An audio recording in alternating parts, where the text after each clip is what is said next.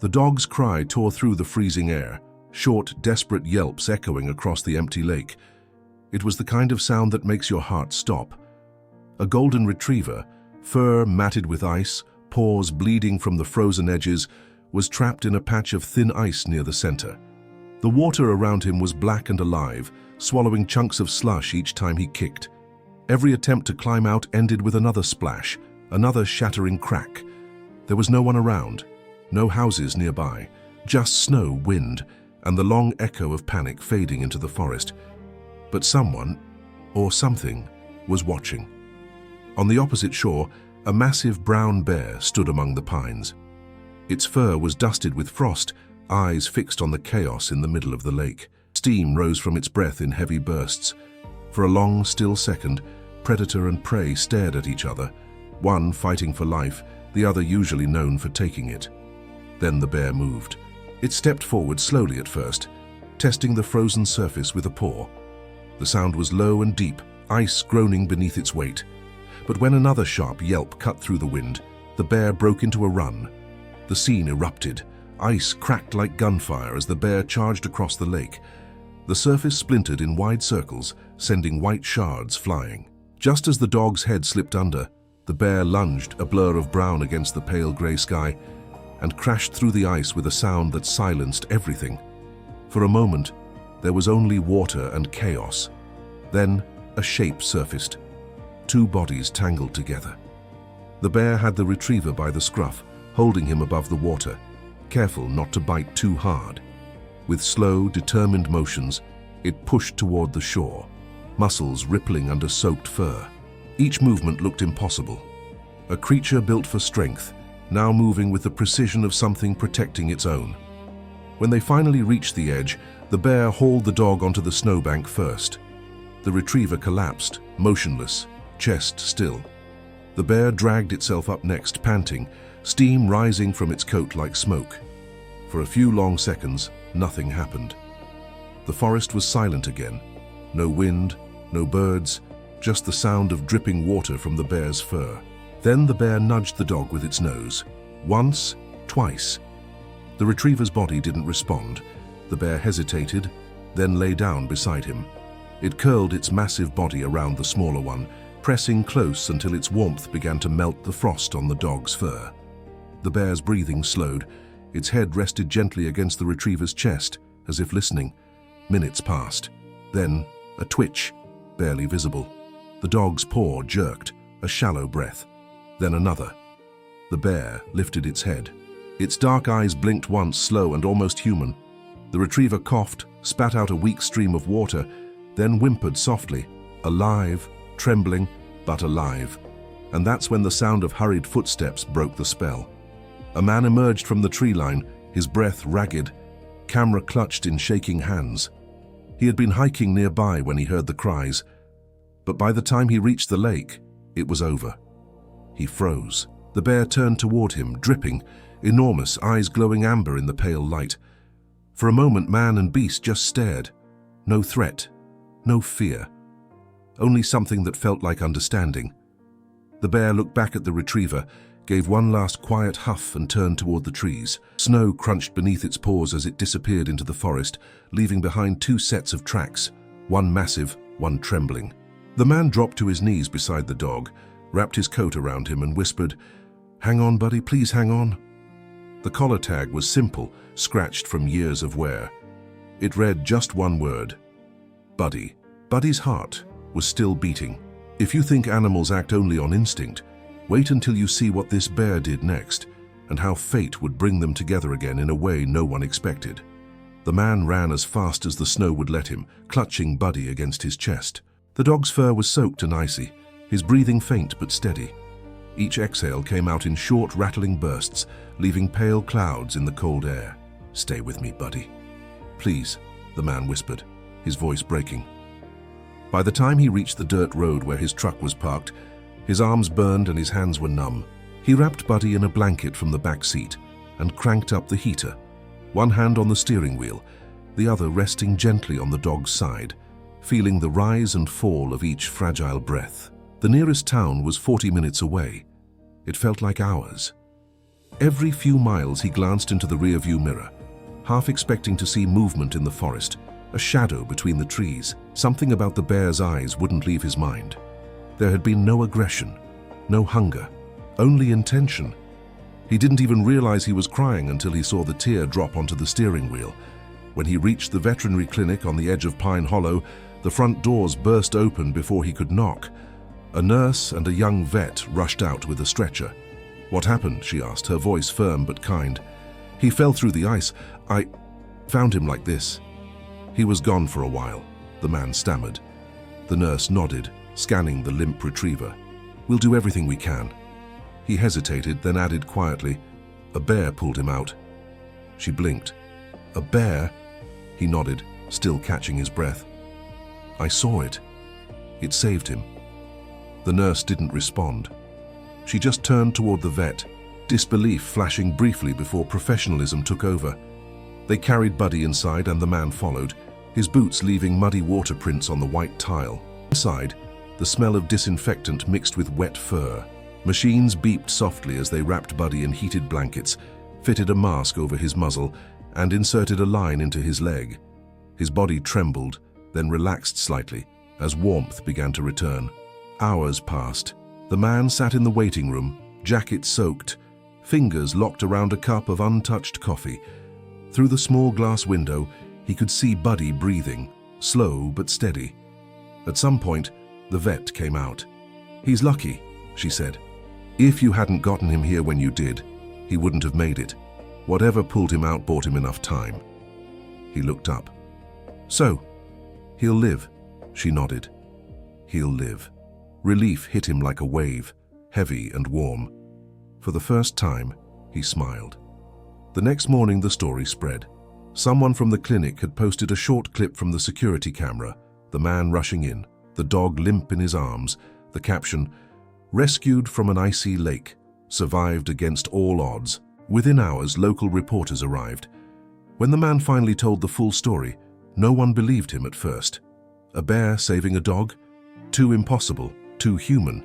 But later that week, a park ranger found something near the same frozen lake, a torn piece of golden fur caught on a branch, and beside it massive paw prints circling the hole in the ice. The spacing told a story of struggle and movement, not attack. The ranger took photos, and that's when the world started paying attention. The footage went viral. Comment sections filled with disbelief and awe. Some called it instinct, that the bear had mistaken Buddy for one of its cubs. Others said it was empathy. Some simply wrote, "Maybe animals understand more than we think." Buddy stayed under observation for 3 days. The man, whose name was Evan, visited every morning, bringing his old red flannel shirt for the dog to sleep on. He wasn't even Buddy's owner. He'd found no microchip, no ID beyond the name tag. He'd just stumbled upon the lake that morning during his hike. Still, when the vet asked if he'd take Buddy home once released, he didn't hesitate. "Of course I will." The first night back at Evan's cabin, the forest was quiet again. The fireplace crackled, filling the room with warmth. Buddy lay on a blanket near the hearth, eyes half open, tail giving a faint wag each time Evan spoke to him. But sometimes Buddy would lift his head and stare toward the window, ears perked as if listening to something far away. His body would tense, then relax again. Evan noticed, but didn't say a word. He felt it too, that strange sense of presence, of unfinished connection. Outside, snow fell in slow, silent flakes. The same forest stretched beyond the window, dark and endless. Somewhere out there, the bear was moving through the trees, leaving deep prints in the snow that filled slowly with white. 2 lives had crossed for no reason anyone could explain. And yet, a part of Evan couldn't shake the feeling that it wasn't over, that somehow their paths would meet again. He sat by the fire watching Buddy sleep and whispered, "You've got a guardian out there, huh?" Buddy's tail thumped once against the floor. Evan smiled, unaware that in the distant woods the same brown bear paused in its walk, lifted its head toward the faint glow of the cabin window, and stood still for a long moment, listening. Then it turned, slow and silent, and disappeared into the trees once more. If you think this was the end of their story, you're wrong, because just a week later, fate brought them together again, and this time it was Buddy's turn to save a life. The morning of the 7th day began with silence, the kind that feels wrong. Evan woke to the sound of Buddy pacing near the door, tail stiff, nose pressed to the crack, as if smelling something distant. Outside, fog hung heavy over the trees, swallowing the sound of birds. The forest looked too still. "Hey, easy boy," Evan murmured, pulling on his jacket. "We're not going anywhere yet." But Buddy wouldn't calm down. His fur bristled, his ears twitched at every faint noise coming from the woods. Then from far beyond the fog, a sharp sound cracked through the air. A gunshot. Buddy froze. Evan felt it too, that instant chill in the chest, that instinctive dread that never lies. Hunters weren't supposed to be anywhere near this part of the reserve. The rangers had banned trapping after several illegal kills last winter. He grabbed his boots, stepped out onto the porch. The fog wrapped around him like smoke. Another shot echoed closer this time, followed by a distant guttural roar that ripped through the stillness. A sound no man could mistake. The bear. "Jesus," Evan whispered. "No!" Buddy barked once, sharp and urgent, then bolted down the steps before Evan could stop him. "Buddy, come back!" But the retriever was already gone, vanishing into the mist. His paw prints disappeared within seconds, swallowed by snow and fog. Evan sprinted after him, heart pounding, lungs burning in the cold air. The echo of the gunshots grew louder, mixed with shouts, men's voices shouting over one another, the metallic clink of traps, and somewhere deeper, another agonized roar. The forest had turned into something primal, a place of fear, pain, and noise. When Evan reached the clearing near the lake, his boots skidded to a stop. The ice had melted into a wide black pool, rimmed with thin layers of snow. Near the edge stood two men in camo jackets, rifles slung over their shoulders. One of them knelt beside a large metal trap half buried in the slush. The steel jaws were closed, and inside them, fur, brown fur. The bear's leg was caught, blood staining the snow. It tried to move, but the pain forced a deep, shaking groan from its chest. The men shouted and stepped back, raising their rifles. "Don't shoot," Evan yelled, running out from the trees. The hunters spun around, startled. "What the hell are you doing here?" one barked. "That's a reserve animal. You can't—" Before he could finish, a blur of gold shot past him. Buddy. The retriever launched himself toward the trap, barking wildly, teeth bared. One of the hunters stumbled backward in shock as the dog planted himself between the men and the bear, growling, every hair on his body raised. "Get that mutt out of here," one man shouted, lifting his rifle. "Don't you touch him," Evan roared, stepping forward. He grabbed the barrel and shoved it aside. "You're done here. You hear me? Done." The man hesitated, but the look in Evan's eyes, wild, desperate, made him back off. "Fine. You deal with that thing," he muttered, retreating into the woods with his partner. Evan dropped to his knees beside the bear. The smell of blood hit him like iron. The animal's chest rose and fell in slow, heavy gasps, eyes dull with exhaustion. The steel trap had torn deep into the flesh of its leg. "Oh God," he whispered. "You saved him. And now this." Buddy whined softly, licking the bear's muzzle. The bear blinked once, faint recognition in its eyes. Evan knew he couldn't leave it. He found a branch in the snow and jammed it into the trap's hinge. His hands trembled, every muscle screaming as he pushed down. The metal refused to move. Buddy barked, tugging at the chain with his teeth. Evan grunted, sweat freezing on his forehead. "Don't you give up on me now." The bear groaned, legs shaking violently.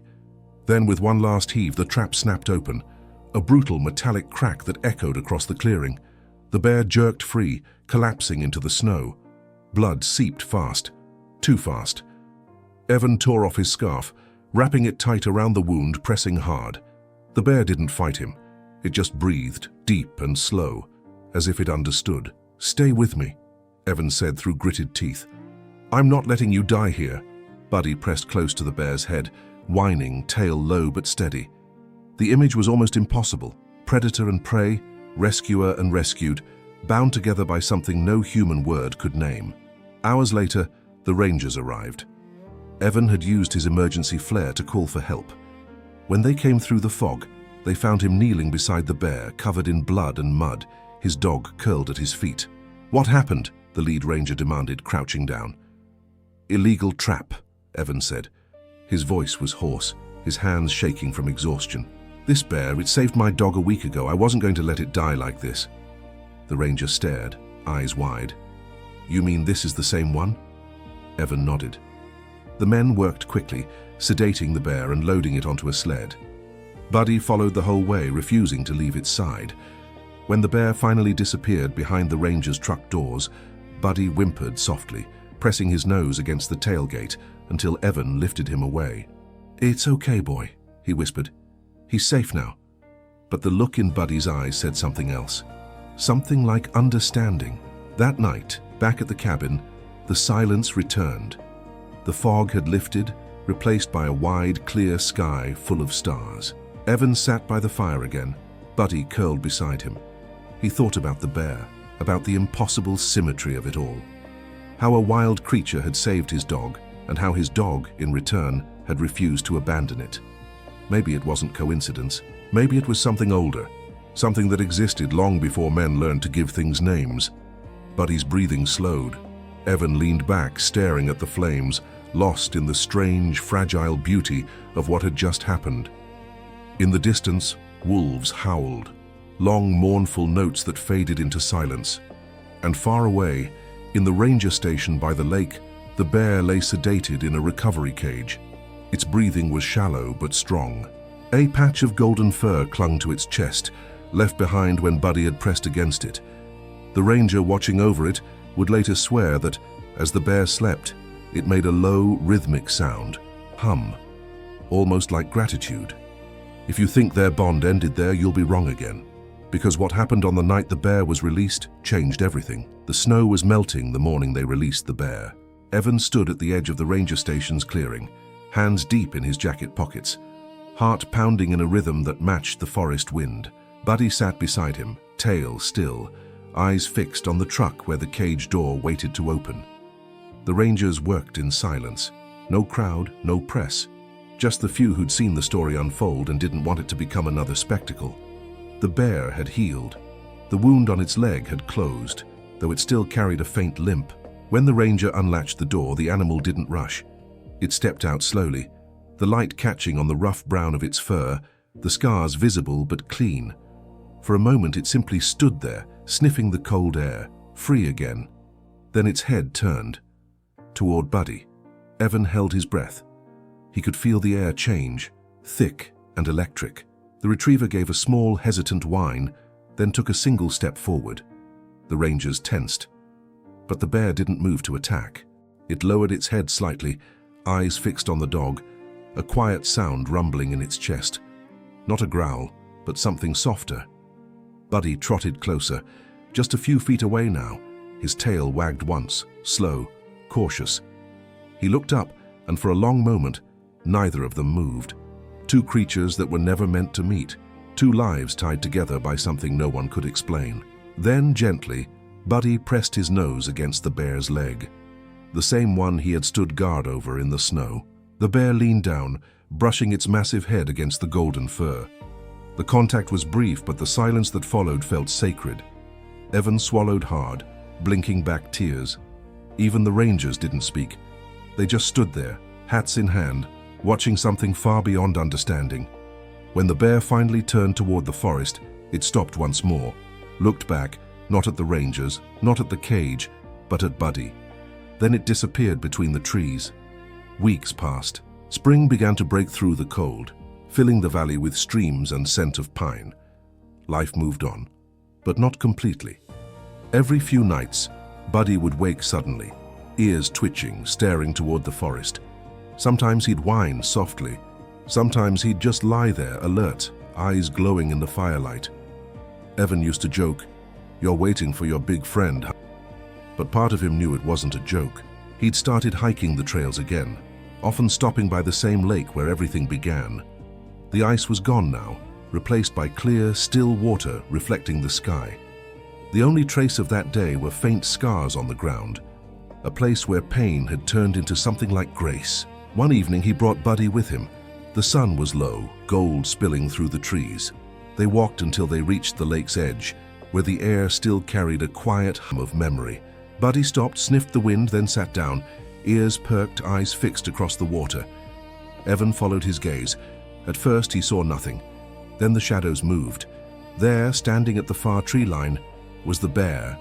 It was larger now, fuller, stronger, but unmistakable. The scar along its leg caught the light like a thread of silver. It didn't move closer. It didn't need to. Buddy barked once, clear and bright, the sound echoing across the water.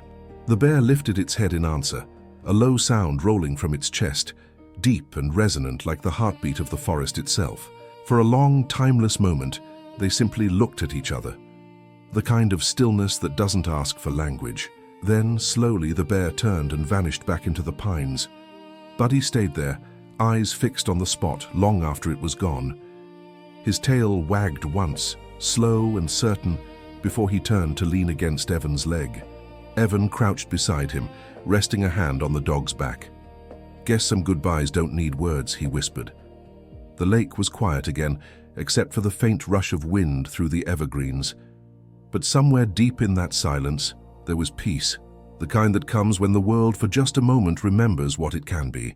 Evan looked out over the water and thought about how easily life could have ended that day, how a creature most people feared had become the reason a dog still breathed, and how that single act had changed everything he thought he knew about survival, about mercy, about love.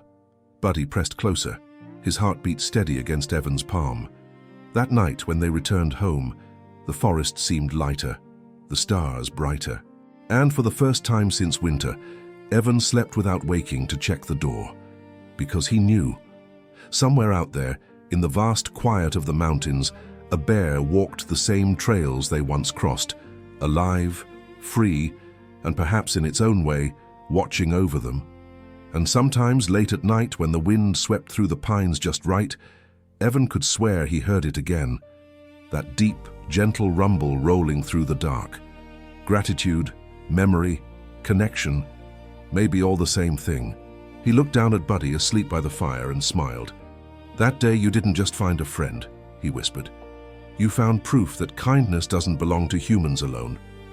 Buddy's ear twitched and his tail thumped once against the floor. A small, quiet answer. Outside, somewhere beyond the reach of the firelight, a bear's silhouette moved through the trees, steady and calm. It paused once, turned toward the cabin's glow, and lifted its head to the sky. That night, she didn't just save a dog.